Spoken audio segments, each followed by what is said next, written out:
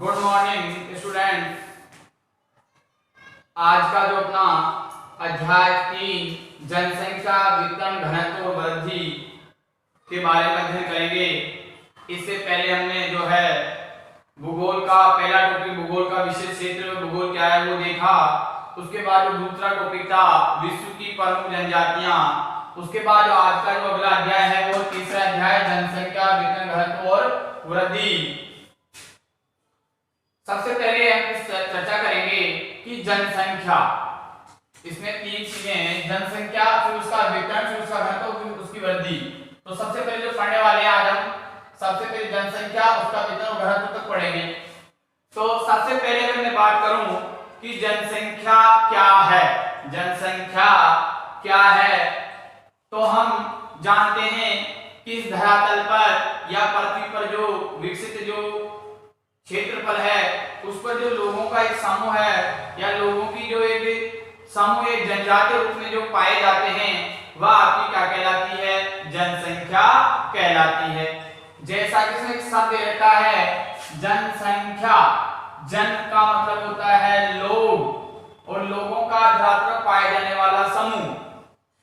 कि जब से इस पृथ्वी पर मानव का अवतरण हुआ है तब से जो है लगातार मानव की संख्या में वृद्धि होती आई है और उसने जो है धरातल पर अनेक कार्य करता हुआ उसने जो अपने समूह का निर्माण किया और एक बड़े समूह के रूप में विकसित हो गया। तो जन लोगों का धरातल पर पाए जाने वाला समूह क्या कहलाएगा, आपका जनसंख्या कहलाएगी।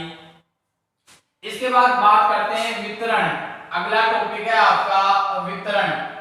वितरण का शाब्दिक अर्थ है या हम यूं समझे इसको साधारण भाषा में तो कहेंगे कि बांटना। वितरण यानी बांटना, कि इस संपूर्ण पृथ्वी पर जो है जनसंख्या को अलग अलग समूह में या अलग अलग क्षेत्रफल के हिसाब से जो है बांटा गया है।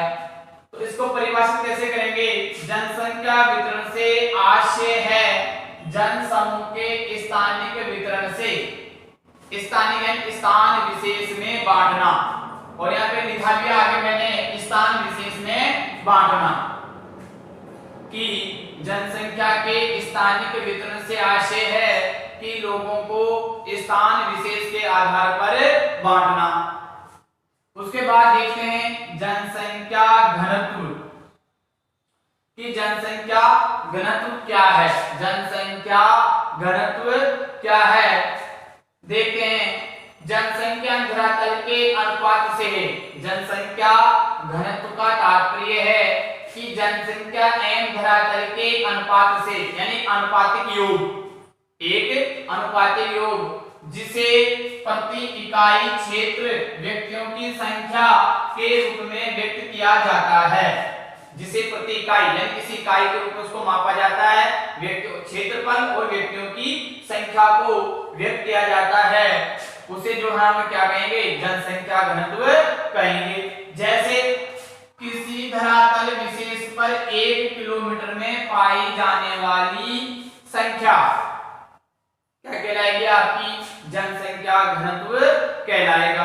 अगर मैं विश्व की बात करूं, अगर विश्व का बात करूं, विश्व की 2015 के जो है आंकड़ों की बात करूं तो उसके अनुसार जो है पूरे विश्व का प्रति वर्ग किलोमीटर के जो घनत्व है वो कितना है, 47 व्यक्ति प्रति वर्ग किलोमीटर।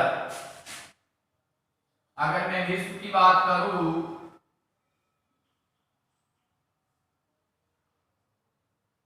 विश्व का घनत्व बराबर 47 व्यक्ति प्रति वर्ग किलोमीटर, प्रति वर्ग किलोमीटर है। अब इसमें कुछ विशेष तथ्य हैं कि कुछ विशेष बातें हैं कि कौन से स्थानों पर जो है जनसंख्या ज्यादा पाई जाती है और कौन से स्थानों पर जो कम पाई जाती है। तो हम एक एक करके कुछ तथ्यों को देखते हैं। सबसे पहले विश्व का 2/3 भाग निर्जन है।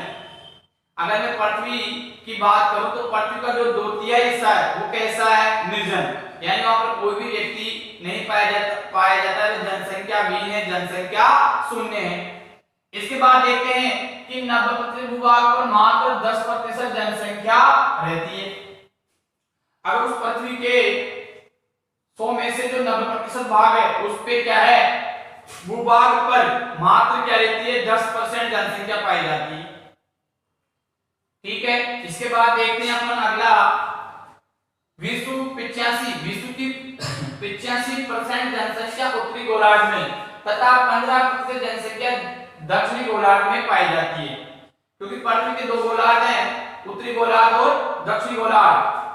ऊपर की ओर का जो गोलार्ध है वो आपका उत्तरी गोलार्ध है, जो नीचे की ओर का गोलार्ध वो आपका दक्षिणी गोलार्ध है। अगर हम बात करें, जैसे मैं आपको एक डायग्राम से बताता हूं, यह आपकी पृथ्वी है और इसका जो यह भूमध्य रेखा जो पृथ्वी को 2 भागों में बांटती है, यह आपका उत्तरी गोलार्ध और यह आपका दक्षिणी गोलार्ध। अगर मैं बात करूं तो ये कहता है कि विश्व की 85% जनसंख्या उत्तरी गोलार्ध में, यानी इस वाले हिस्से में जो आपकी ज्यादा जनसंख्या पाई जाती है, जबकि इसमें कितनी है, मात्र और मात्र यहाँ पे 80%, और इसकी बात करें 85%, सॉरी इसमें 85% और उसकी बात करूं तो मात्र 15%, यानी यहाँ पे 15% जनसंख्या पाई जाती है। इसके बाद तीसरा जो तथ्य है वो है आपका, विश्व की 80% जनसंख्या समुद्र तल से 500 मीटर की ऊंचाई तक निवास करती है। 500 मीटर तक की ऊंचाई पे निवास करती है। इससे ज्यादा ऊंचाई पे जाएंगे तो लोगों की संख्या क्या होगी, कम होती जाएगी। यानी जैसे जैसे ऊंचाई की ओर बढ़ेंगे, समुद्र तल से ऊंचाई की ओर जाएंगे तो जो लोगों का जो जनसंख्या वो कम मिलती है, क्षेत्रीय या बहुत कम संख्या में मिलते हैं। इसके बाद चौथा तथ्य है, जबकि विश्व की लगभग 3/4 जनसंख्या एशिया व यूरोप महाद्वीपों में निवास करती है। चौथा तथ्य ये कहता है, अगर अपन महाद्वीपों की बात करें तो विश्व का जैसे अपन देखते जानते हैं कि सबसे बड़ा महाद्वीप जो आपका है एशिया महाद्वीप है। ठीक है, अगर महाद्वीपों की बात करूं तो सबसे ज्यादा जो जनसंख्या घनत्व वाले जो देश भी आते हैं वो आपके एशिया और यूरोप महाद्वीप में आते हैं। अगर मैं महाद्वीपों की बात करूं तो सबसे ज्यादा जनसंख्या कौन से महाद्वीप में मिलेगी आपको, एक तो एशिया और एक आपका यूरोप। ये 2 महाद्वीप ऐसे महाद्वीप है जहां पर विरल जनसंख्या पाई जाती है, बहुत ही घनी जनसंख्या, सॉरी विरल नहीं, बहुत ही सघन जनसंख्या पाई जाती है। इसके बाद जो 5वां तथ्य है वो है आपका, विश्व की जनसंख्या का 75% भाग महाद्वीपों के किनारों की ओर बसा है। अगर विश्व की जनसंख्या की बात करें तो उसमें जो 75% जो जनसंख्या है या जो देश बसे हुए हैं वो समुद्री किनारों की ओर बसे हुए हैं, यानी समुद्री किनारों से सटे हुए हैं, या यूं कहें कि जो अधिकांश जनसंख्या है वो समुद्री किनारों के सहारे मिलती है। इसके बाद देखते हैं अपन चौथा पॉइंट कि विश्व जनसंख्या का वितरण, विश्व जनसंख्या का वितरण कितने भागों में हुआ है, 4 भागों में। कितने भागों में हुआ है, 4 भागों में। विश्व जनसंख्या का जो वितरण है वो 4 भागों में हुआ है। पहला जो है आपका सघन जनसंख्या प्रदेश, ऐसे प्रदेश जिनमें जनसंख्या बहुत ही ज्यादा पाई जाती है। उसके बाद दूसरा जो आता है आपका सामान्य जनसंख्या प्रदेश। मैं इन प्रदेशों की बात करूं तो इनमें जनसंख्या जो है मीडियम होती है, ना तो ज्यादा होती है और ना कम होती है। इसके बाद जो तीसरी बात करें तो विरल का मतलब होता है कम, यानी सामान्य से थोड़ा और कम, सामान्य से और कम, यानी दूरी दूरी पर मान लो या थोड़ी कम। इसके बाद लास्ट में चौथा है वो है आपका अति न्यून, बहुत ही कम, या कई स्थान इसमें बिल्कुल निर्जल होता, कोई भी जनसंख्या नहीं पाई जाती है, बहुत ही कम, यानी ना के बराबर जो यहाँ पे जनसंख्या निवास करती है ऐसे प्रदेशों में। इसके बाद देखते हैं कि जनसंख्या वितरण को प्रभावित करने वाले कारक, कि ऐसे कौन कौन से कारक हैं जो हमारी जनसंख्या के वितरण को प्रभावित करते हैं, यानी जनसंख्या के कम या ज्यादा, या कई स्थानों पर ज्यादा है तो कहीं पे कम है, तो ऐसा वो कौन सा कारण है, कौन से कारक है जो इस कारक इनको प्रभावित करते हैं। तो उन्हें सबसे पहला है विश्वव्यापी कारक, इनको बांटा गया है अलग भागों में। तो सबसे पहले देखते हैं विश्वव्यापी कारक, और इस कारक की बात करें तो इसमें सबसे पहले आती है अवस्थिति। अवस्थिति, दूसरी जलवायु दशा, तीसरी धरातल, चौथा समुद्र तल से ऊंचाई। देखो अवस्थिति कि कोई देश, अगर हम भारत की बात करें तो कोई देश की जो है कितने से कितने अक्षांशों और देशांतरों के मध्य स्थित है। अगर अपन इसमें देखें तो जो भूमध्य जो रेखा आपकी, इस भूमध्य रेखा के आसपास के जो देश हैं वहां पे जनसंख्या क्या मिलती है, संख्या मिलती है, उसके आसपास जो है लोगों की संख्या ज्यादा मिलती है। तो यह आपकी हो गई अवस्थिति, यानी एक अक्षांश और देशांतर रेखाओं के मध्य कोई देश स्थित है तो वो कौन सी अक्षांश देशांतर रेखाओं के मध्य स्थित है, तो उसके आधार पर जो है आपकी जनसंख्या जो है मिलेगी। इसके बाद दूसरी है जलवायु दशाएं। अगर मान लो उत्तरी गोलार्ध में, अगर कोई उत्तरी गोलार्ध के बिल्कुल ऊपर की ओर यहाँ पे कोई जनसंख्या, तो यहाँ पे जो जनसंख्या कैसी, बिल्कुल न्यून, क्योंकि यहाँ तो बर्फ जमा हुआ है, तो इसलिए यहाँ ऊपर की जो जनसंख्या है वो कैसी मिलेगी, कम मिलेगी। अगर गर्म जलवायु है तो उसके अनुसार मिलेगी, और ज्यादा ठंडी जलवायु है तो फिर उसके अनुसार मिलेगी। अगर समशीतोष्ण जलवायु है तो वहां की जनसंख्या आपको क्या मिलेगी, अधिक मिलेगी। और जबकि भूमध्य रेखा के आसपास जो है, जो यहाँ की जलवायु वैसे समशीतोष्ण, ना ज्यादा गर्म है ना ज्यादा ठंडी है, इस वजह से यहाँ जो जनसंख्या पाई जाती है वो अधिक पाई जाती है, या इसमें जो देश इसके आसपास उनमें जनसंख्या का जो घनत्व है वो ज्यादा पाया जाता है। इसके बाद देखते हैं धरातल।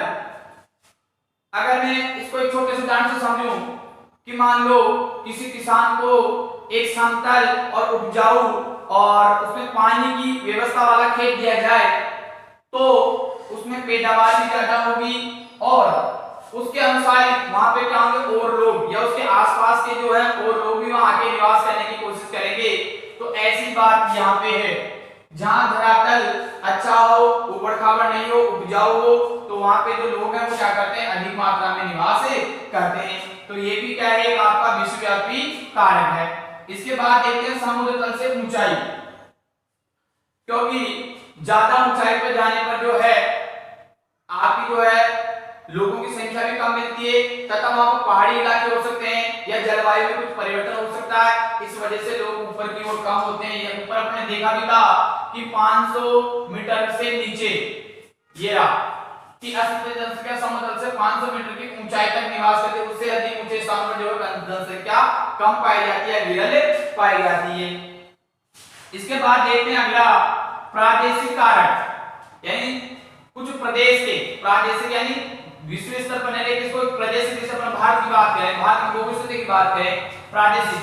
तो पहला है आपका भूमि की बनावट, जैसा कि अपन ने देखा धरातल में उससे मिलता जुलता है भूमि की बनावट। अगर मान लो किसी प्रदेश में अगर भूमि की बनावट अच्छी हो या अच्छी मिट्टी हो तो वहां पैदावार अच्छी होगी, तो लोग क्या करेंगे, उस अच्छी भूमि की ओर, उस कृषि भूमि को क्या करेंगे, पलायन करेंगे, और पलायन करेंगे या वहां पे निवास करेंगे, तो जिससे क्या होगी, वहां की जनसंख्या कैसी हो जाएगी, सघन हो जाएगी। दूसरी जल आपूर्ति, ये तो आपको समझ में आ रहा होगा कि जहां पर्याप्त मात्रा में जल हो वहां पे लोग अधिक निवास करेंगे। फिर मिट्टियां, जहां की मिट्टियां अधिक उपजाऊ हो वहां पे अधिक निवास करेंगे। जहां वनस्पति अच्छी पाई जाती हो वहां भी लोग ज्यादा निवास करेंगे। जहां खनिज, जहां पृथ्वी में अच्छी मात्रा में खनिजों का उत्पादन हो या खनिज पाए जाते हो वहां भी लोग अधिक निवास करेंगे। पांचवा शक्ति के साधन, जहां पर ऊर्जा के साधन जैसे कोयले की खान हो, पेट्रोल डीजल की खान हो, और तांबे जस्ता लिग्नाइट इनके अगर खान हो तो वहां पे भी क्या होंगे, लोग क्या करेंगे, अधिक मात्रा में निवास करेंगे, क्योंकि वहां पे रोजगार मिलेगा तो लोग वहां जाके निवास करेंगे तो आपकी जनसंख्या कैसी हो जाएगी, विरल से सघन हो जाएगी, जनसंख्या बढ़ती चली जाएगी। इसके बाद अगला आता है आपका सांस्कृतिक कारक। इसमें देखते हैं सबसे पहले आर्थिक अवस्था। सांस्कृतिक कारक में जो पहला कारक आता है वो आता है आपका आर्थिक अवस्था। आर्थिक से मतलब है कि आदमी की जो है आर्थिक स्थिति मजबूत हो, ठीक है। जहां पे आर्थिक स्थिति में जैसे मान लो किसी अपन भारत की राजधानी की बात करें दिल्ली की, तो दिल्ली में जो अधिक व्यवसाय है, हर आदमी को रोजगार मिलता है, वहां की आर्थिक स्थिति अच्छी होती है तो लोग वहां की ओर पलायन करते हैं। तो पहला कारक ये आपका हो गया। दूसरा कारक उन्नति का स्तर, क्योंकि इस उन्नति का जो संबंध ऊपर वाले कारकों से भी है। अगर इनमें से जो ऊपर की दशा अनुकूल है तो यहाँ पे जो है यहाँ की जो जनता वो कैसी करेगी, उन्नति करेगी, आगे प्रोग्रेस होगी, उनका विकास होगा, उनकी आर्थिक स्थिति मजबूत होगी। इसके बाद देखते हैं अगला राजनीतिक स्थिति। राजनीतिक स्थिति इसमें आता है कि मान लो कोई ऐसा प्रदेश है या मान लो कोई राजधानी क्षेत्र है तो वहां की जो स्थिति है अन्य राज्यों की तुलना में अच्छी मजबूत मिलेगी, क्योंकि वह पॉलिटिकल सपोर्ट होता है, जो राजनेता है वो अपने क्षेत्र को ज्यादा विकसित करेंगे। तो ये भी एक कारक होता है कि राजनीतिक स्थिति अच्छी होने की वजह से वहां पे जनसंख्या क्या मिलती है, आपको ज्यादा मिलेगी। इसके बाद आता है कुछ मनोवैज्ञानिक तथ्य होते हैं, इससे भी क्या जनसंख्या ज्यादा निवास करती है। इसके बाद आता है परिवहन और व्यापार। परिवहन और व्यापार कि ऐसे प्रदेश जहां पर परिवहन की उच्च सुविधा हो, साथ में वहां से व्यापार करना आसान हो, जैसे मान लो हवाई जहाज से या मान लो आपके पानी के जहाज से या आपके सड़क मार्ग से, रेल मार्ग से, हवाई मार्ग से, जल मार्ग से, इनकी सुविधाएं अधिक होने पर जो है उस क्षेत्र के आसपास जो जनसंख्या अधिक बढ़ती है। तो ये भी एक जो आपका इसका कारक हो गया सांस्कृतिक कारक का। इसके बाद अगला आता है सामाजिक कारक। सामाजिक कारक सबसे पहले वातावरण कि आपके अगर आस पड़ोस का वातावरण शांत है, किसी प्रकार की कोई सांप्रदायिक दंगे नहीं है या अच्छी स्थिति में है, शांत है हमेशा, तो लोग क्या करेंगे, ऐसे वातावरण में ज्यादा निवास करते हैं और ज्यादा निवास करेंगे तो जनसंख्या बढ़ेगी। तो ये भी जनसंख्या के वितरण को प्रभावित करने वाले कारकों में शामिल है।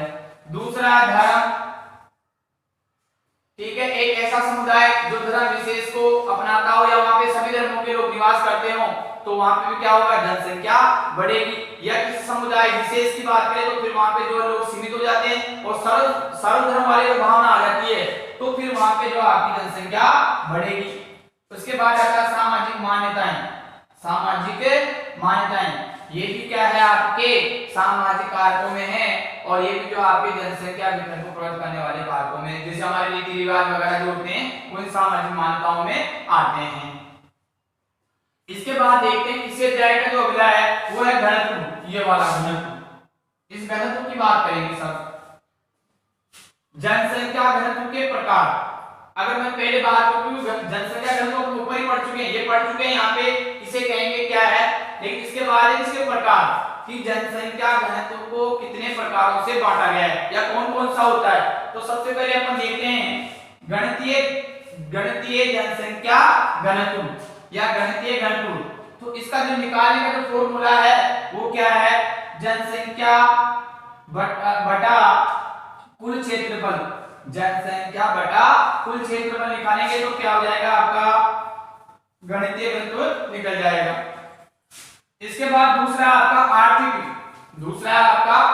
घनत्व। आर्थिक घनत्व निकालने का सूत्र क्या है, जनसंख्या बटा संसाधन, क्योंकि जनसंख्या पर संसाधनों का भाग लगाएंगे तो आपका क्या निकल जाएगा, आर्थिक घनत्व निकल जाएगा। इसके बाद तीसरा आता है कायिक। कायिक से मतलब कार्य, कायिक से मतलब होता है कार्य कि कितनी जो आपके क्षेत्रफल में या आपके प्रदेश में कितनी जनसंख्या जो कार्यरत है, किसी कार्य में लगी हुई है। देखो तो इसका जो आएगा आपका जनसंख्या बटा कृषि भूमि क्षेत्र या क्षेत्रफल नहीं है, इस क्षेत्रफल में और इस क्षेत्र में क्या होता है, अंतर होता है। ठीक है, तो यहाँ पर सिर्फ किसकी बात कर रहा है, जनसंख्या बटा कृषि भूमि क्षेत्र की बात कर रहा है। इसके बाद चौथा आता है आपका कृषि। इसमें जो आपकी जनसंख्या बटा कृषि भूमि क्षेत्रफल यानी कृषि भूमि का जो संपूर्ण जिस क्षेत्र पर कृषि कार्य होता है उस क्षेत्र को शामिल किया जाएगा इसमें। और इसके बाद पांचवा आता है आपका पोषण यानी पोषण घनत्व। इसका जो सूत्र है वो जनसंख्या बटा भोज्य फसलों का क्षेत्रफल। जो भोज्य फसलों से तात्पर्य है जिन फसलों का उपयोग जो है मानव किसके लिए भोजन के रूप में करता है वो भोज्य फसलें कहलाती है और उनका जो बोए जाने वाला जो क्षेत्रफल है उस क्षेत्रफल का जो है जनसंख्या में भाग लगाया जाता है। तो जो बराबर जो संख्या प्राप्त होगी वो क्या होगी, आपको पोषण घनत्व प्राप्त होगा। तो इस प्रकार से जो है आपकी जनसंख्या घनत्व के 5 प्रकार हो गए।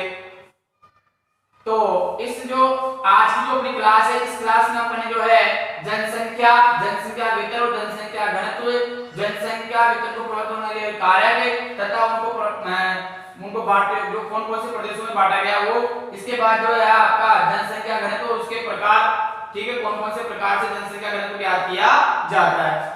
जो अपनी अगली क्लास है उसमें जो आपका वृद्धि और भी कुछ विशेष बातें हैं वो देखेंगे। ठीक है, आज के लिए इतना ही, धन्यवाद।